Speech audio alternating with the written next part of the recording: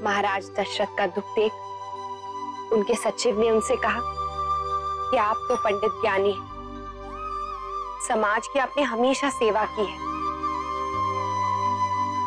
आप धीरज धरिए।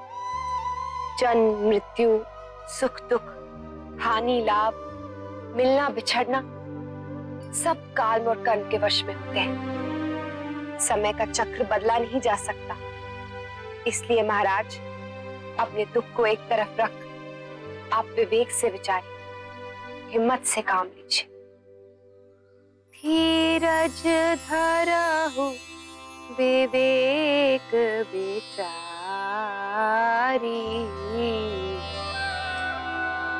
छरहि सोच सकल हितकारी।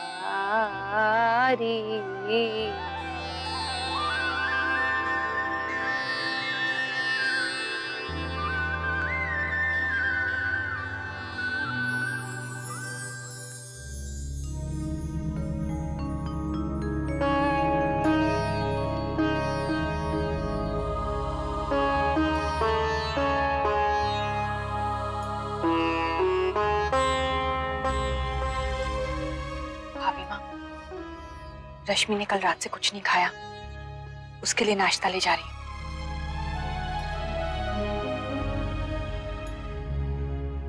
इस घर की रीत है, सब सुबह साथ बैठ के पूजा करें, फिर नाश्ता।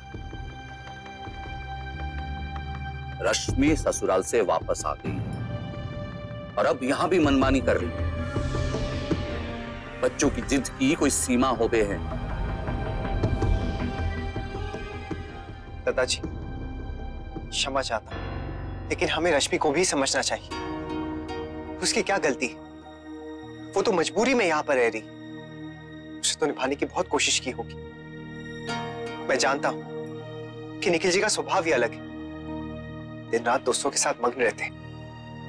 जो मुंह में आता है वो कह देते हैं, जो जी में आता है वो करते हैं। आप सबने देख लिया कैसे वो यहां पर आके डिवोर्स के पेपर्स देकर गए। उन्होंने शादी में क्या किया था ये भी आप सब लोग जानते हैं। दोस्तों के साथ मिलकर मुझे शराब पिला दी। जब सबके सामने ये कर सकते हैं तो फिर बेचारी रश्मि उस घर में क्या क्या झेलती होगी। मुन्ना, तू कहना क्या चाहता? रश्मि और जमाई साहब नादानी में तलाक की बात कर रहा है और तू रश्मि का बड़ा भाई होने के नाते उसे समझाने की बजाय उसका समर्थन कर रहा है। माने को समझ भी नहीं आ रहा कि क्या हो बेटा।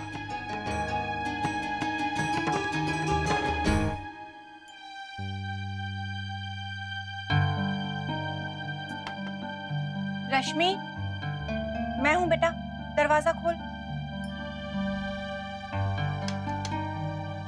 रश्मि, नाश्ता लाई हूं बेटा, दरवाजा खोल। इतना भी क्या गुस्सा बेटा, दरवाजा खोल ना।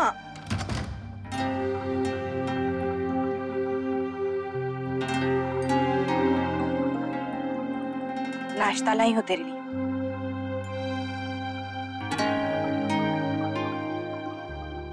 कल से कुछ भी नहीं खाया तो मैंने सोचा तेरे लिए नाश्ता कमरे में ही ले जाऊं। चल, माँ बेटी साथ में बैठकर। मुझे शादी के बारे में कोई बात नहीं करनी।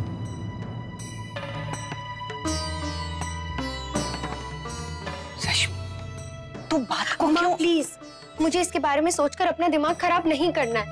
अब वैसे भी मैं अपने फ्रेंड्स के साथ शॉपिंग के लिए जा रही हूँ। हम तो घुले जा रहे हैं तेरी चिंता में और तुझे अपनी सहेलियों के साथ खरीदारी की पड़ी। रश्मि, कुछ कह रही हूँ मैं तुझसे। माँ, मैं कल से सुन रही हूँ।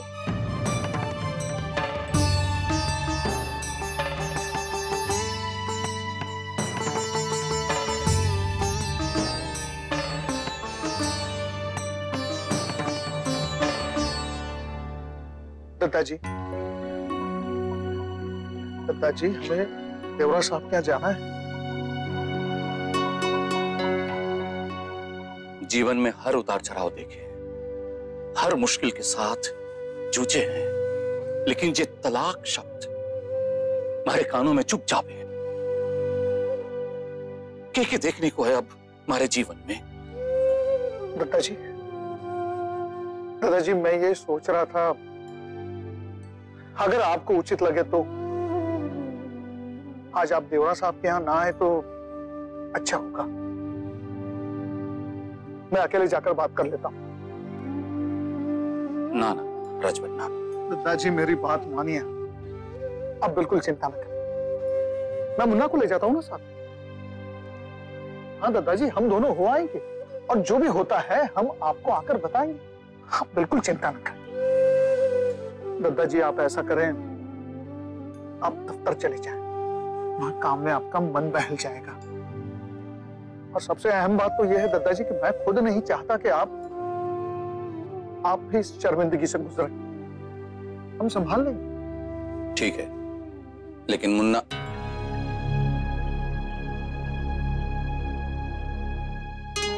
ये कहा रश्मि?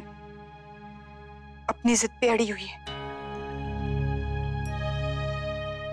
आप लोग चिंता न करें, समधी जी से बात करके सुलह का रास्ता निकल आएगा। हम आते हैं। आओ। नैतिक, देखिए प्लीज आप निखिल जी से आराम से बात कीजिएगा। जो भी हुआ आप उस सबको भुलाकर आराम से समझाइएगा। अक्षरा, सब कुछ उन पे डिपेंड करता है। जो सिचुएशन होगी वो देख के बात कर लूंगा।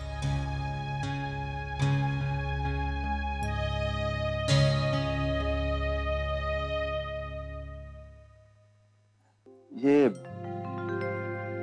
अंशु नहीं आया अब तक? दोस्त के घर गया था ना? दादा, उसका फोन आया था, कह रहा था कि 9:30 बजे तक आ जाएगा। और वैसे भी बाबूजी वो राहुल के घर गया है तो जल्दी तो नहीं आएगा।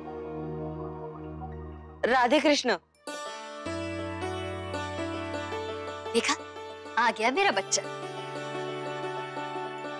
क्या बात है अंशु बेटा, तबीयत तो ठीक है ना? नहीं ताऊ जी, ठीक ही है। वो क्या है ना कि रात तक पढ़ रहा था ना तो देर से सोया। बहुत मेहनत कर रहा है हमारा अंशु। अंशु, तुम्हारी किताबें कहाँ हैं? हाँ, किताब है ना, मेरी किताबें वो दोस्त के घर ही है। अंशु, जब तुम्हें पता है कि घर में पढ़ाई करनी है तो किताबें क्यों छोड़ के आए? हाँ माँ, आज फिर जाना है ना राहुल के घर, तो थोड़ा पोर्शन रिवाइज करना रह गया, इसलिए मैं ही छोड़ दी किताबें। अब हिस्ट्री पढ़ लूंगा ना। ठीक है बेटा, पढ़ लेना। पहले तू स्नान करके नाश्ता कर ले, फिर आराम से बैठ के पढ़ना। हाँ ठीक है।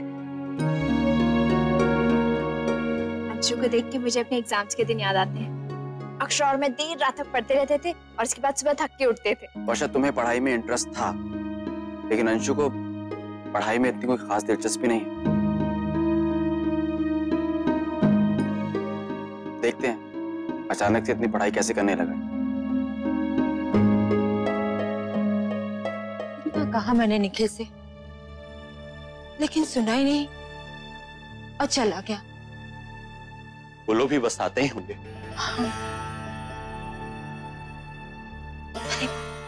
आ गए। आइए आइए। राधे कृष्ण। राधे कृष्ण।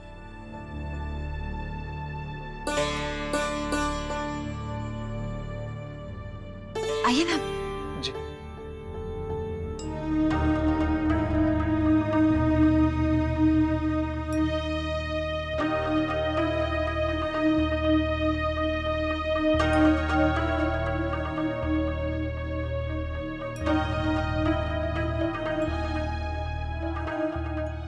वो निखिल जरा जिम गया हुआ है, बस आता ही होगा। आपने उन्हें बताया नहीं कि हम आने वाले? जी पता था, लेकिन अच्छा अच्छा, तो उन्होंने जिम जाना ज्यादा जरूरी समझा।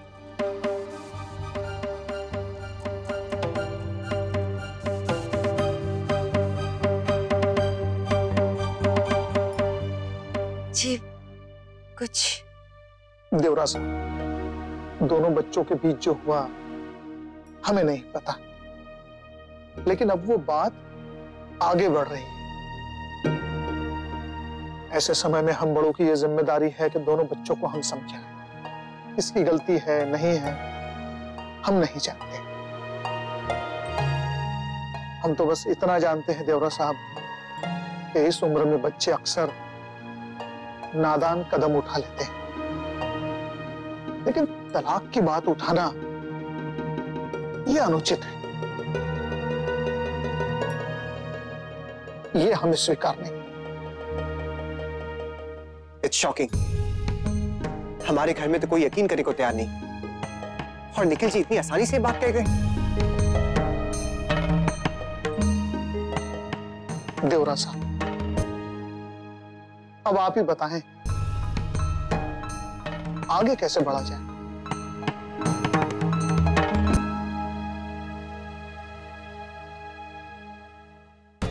क्या कहा होगा उन्होंने? संभल तो जाएगी ना बात।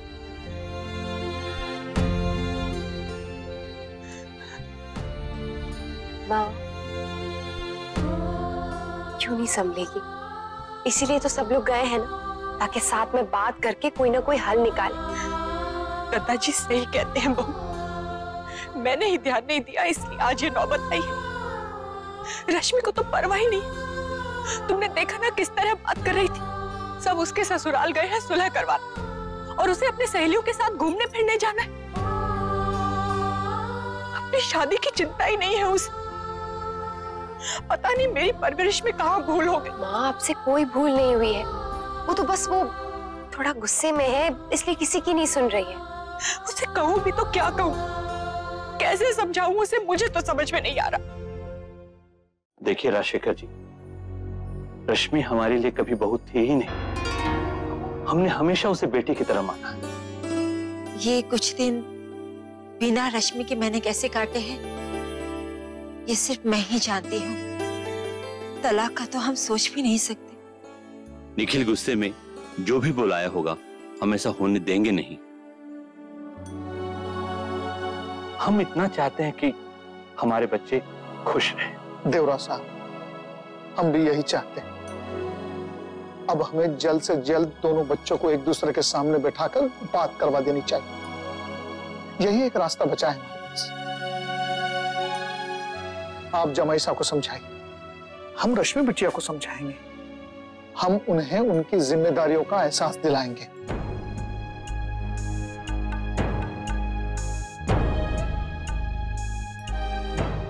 देखिए, अभी निखिल मिलने के लिए राजी नहीं होगा। जी, लेकिन क्यों? इकलौता बेटा होने की वजह से हमने उसे कभी रोका टोका नहीं है। हमेशा से ही उसे उसकी मर्जी से जीने दिया है। आज भले ही उसके फैसले से हम सहमत नहीं हैं, लेकिन हम जानते हैं कि हमारा कहना वो अभी नहीं मानेगा।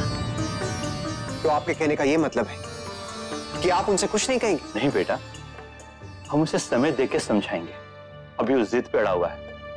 अभी मैं उससे सीधे सीधे बात करूंगा तो वो और भी चिढ़ जाएगा। तो कब बात करेंगे? जब उनकी मर्जी हो, उसी दिन सब कुछ हो जाएगा, चाहे उसमें 2 दिन लगे या फिर 2 साल। मैं 2 साल की बात नहीं कर रहा हूं बेटे। हर एक व्यक्ति का एक स्वभाव होता है। मेरा कहना है कि हमें उसे कुछ समय देना चाहिए। वो अपनी गलती खुद रियलाइज करेगा। वो कब रियलाइज करेगा? वो तो अपने जिम वगैरह में लगे हुए, और कल से हमारे घर में रश्मि ने कुछ खाया नहीं। जी मैं तो ये। मुन्ना, तुम जाओ, गाड़ी निकालो। मैं समधी जी से बात करके आता हूं।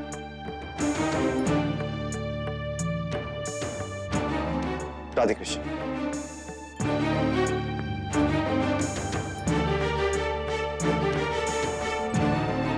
अपनी बहन को लेकर चिंतित है, इसलिए भावुक हो गया। क्षमा करें, आप उसकी बात का बुरा न माने। और समझी जी, हम समझते हैं आप जो कह रहे हैं। जमाई साहब पर दबाव डालना अनुचित होगा। हमें सोच समझकर उन्हें एहसास दिलाना पड़ेगा कि जो कर रहे हैं वो गलत है, और इसमें तो थोड़ा वक्त लगेगा ही। हाँ, बिल्कुल ठीक कह रहे हैं।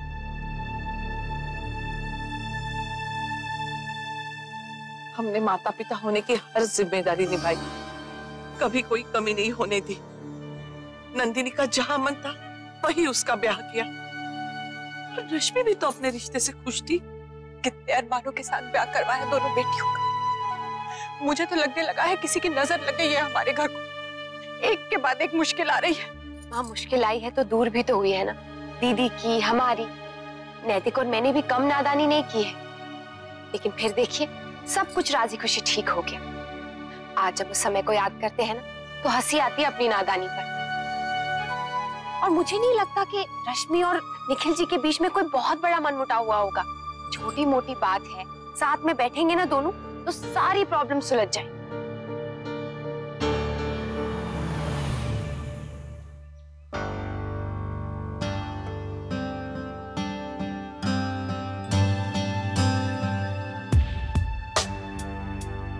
हाय एंड बाय। निखिल जी, मैं आपसे कुछ बात करना चाहता हूं। जानता हूं कि आप नाराज हैं, शायद रश्मि से आपको शिकायतें भी होगी, हो सकता है उसने नासमझी कर दी, लेकिन वो घर की छोटी है और घर में जो सबसे छोटा होता है उसे बहुत लाड प्यार के साथ पाला जाता है। शायद उसको आपसे यही एक्सपेक्टेशन है कि आप भी उसे अटेंशन दें, उसे प्यार दें, सब लोग उसका ख्याल रखें। बचपन से हमने उसे बहुत प्यार से रखा है।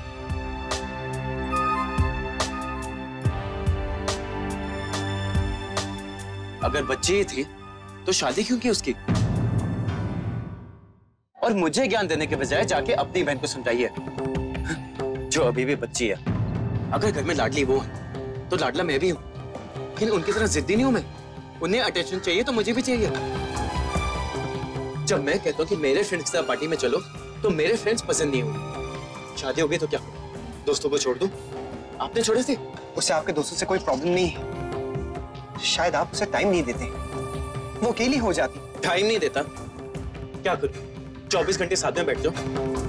मैं कितना कहता हूं उनको कि पार्टी में चले जाओ, क्लब चले जाओ, दोस्तों के साथ चले जाओ, लेकिन नहीं, उन्हें घर में बैठने की आदत हो गई है, जैसे कि शादी से पहले बैठते। और फिर मैं घर में बोर हो जाऊं कहने की रट लगाती है। उन्हें तो लगता है कि मैं 24 घंटे पार्टी करता हूं, लेकिन मेरा पीआर करना, लोगों से मिलना, डिनर पे जाना जरूरी है। ये सब मेरे काम का हिस्सा है। एज अ वाइफ उन्हें ये सब समझना चाहिए। मैं ये सब किसके लिए कर रहा हूँ? हमारे लिए ना। लेकिन वो तो सिर्फ आपसे आपका थोड़ा सा वक्त मांग रही है। लेकिन मेरे और कमिटमेंट्स भी हैं। तो क्या शादी के लिए आपकी कोई कमिटमेंट नहीं है? मेरी जिम्मेदारी को बोझ बना के रखती है। आप कुछ भी कह लीजिए, मैं जानता हूँ कि मैं सही हूँ। ये कहकर आप सच्चाई को झुठला नहीं सकते।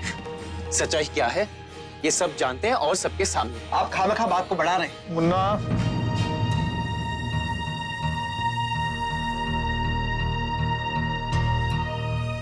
यही तो मैं कह रहा हूँ कि रश्मि अपनी तरह से जिए और मैं अपनी तरह से जीता हूँ। हम दोनों की एक साथ नहीं बनती।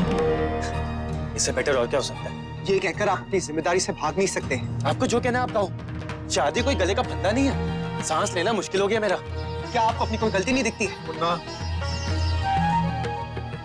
बस।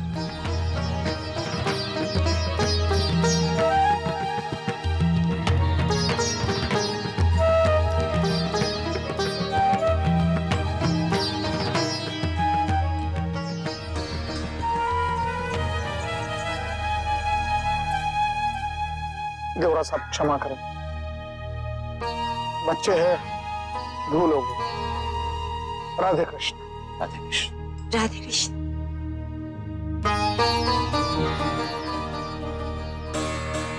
छोटी बहू, टेसू के फूल भिगो के रंग बनाएंगे। हाँ माँ, घर के बने रंगों की बात ही कुछ अलग है।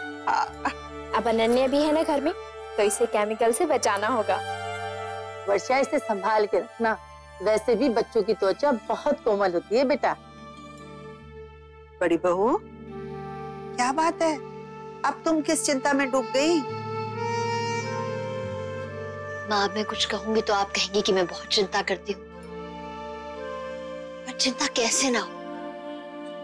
जब से अक्षरा गई है, एक फोन तक नहीं किया है उसने। माँ, अब अक्षरा पहले जैसे फ्री कहाँ रहती होगी।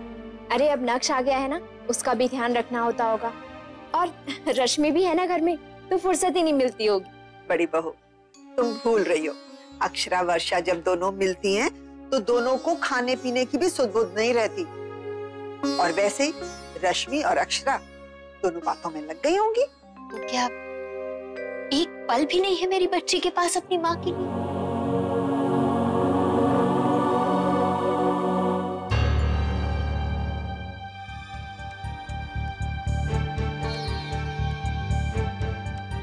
जी क्या हुआ? क्या बात हुई वहां? क्या कहा उन्होंने? बात हो गई है, सब ठीक हो जाएगा। बाबूजी, नैतिक? वो सीधे दफ्तर गया है। मुन्ना भी ना। क्यों? क्या हुआ? क्या बताऊं? मुन्ना की जमाई सा से आते आते बहस हो गई।